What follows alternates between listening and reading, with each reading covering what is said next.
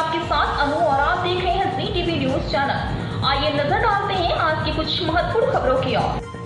वस्तुओं के युग में जब उद्योगों का विकास बढ़ रहा है तो एक कंपनी जो सामान बनाती है उसके कच्चे माल की उत्पादन की लागत, अन्य कार्यों की लागत के अलावा इन कार्यों के बाद लागत का लेखा जोखा होता है। अवशिष्ट मूल्य में कटौती का कार्य कर रहे हैं। यह लागत लेखा संस्थान 1959 से स्थापित है, लेकिन हाल के दिनों में इसके काम का महत्व बढ़ गया है। इसके लिए केवड़िया में 3 दिवसीय national conclave of India accounts का आयोजन किया गया, जिसमें देश भर के उद्योगपति और मंत्री मौजूद रहे। भारतीय लागत लेखाकार संस्थान ICMAI भारत में लागत और प्रबंधन लेखा के पेशे के विनियमन और विकास के लिए संसद के एक विशेष अधिनियम अर्थात लागत लेखाकार अधिनियम 1959 द्वारा स्थापित कर एक वैधानिक निकाय है। 20-29 जून 2024 को tent city 2 Ekta Nagar statue of unity Gujarat में 61वें राष्ट्रीय लागत और प्रबंधन लेखाकार सम्मेलन 2024 के रूप में एक जागरूकता सभा एक मंच का आयोजन किया गया। पेश है अहमदाबाद से नीता लिंबाचिया की खास रिपोर्ट।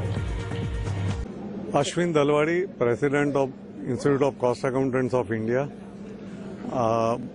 આજે અમારું વાર્ષિક અધિવેશન હતું, જેનું ટાઇટલ હતું Viksit Bharat 2047 synergizing catalyst for Sankalp to Siddhi. અને આ પ્રોગ્રામમાં અમે જે કંઈ ડિસ્કશનો કર્યા એમાં IIMના 2 પ્રોફેસર હતા, ઇરડાના ચેરમેન હતા, હડકોના ચેરમેન પણ આવ્યા હતા અને બીજા અનેક એક્સપર્ટ્સ હતા। એમની સાથે વિચાર વિમર્શ કરી અને પ્રોફેશનને અને ઇન્ડિયાને 2047માં વિકસિત કરવા માટે શું કરવું જોઈએ અને શું સ્થિતિ અને કયા રીતે આગળ વધવું જોઈએ એના માટે વિચાર વિમર્શ કર્યો છે।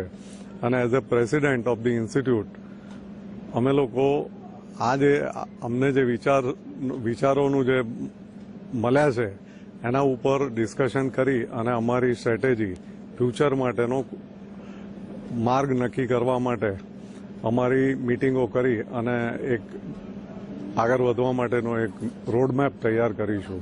તો કે જ્યાં વડાપ્રધાનનું જે સ્વપ્ન છે, એક વિચાર છે, એક વિઝન છે કે 2047માં ભારતે સૌથી વિકસિત દેશ બનવો જોઈએ દુનિયાની અંદર।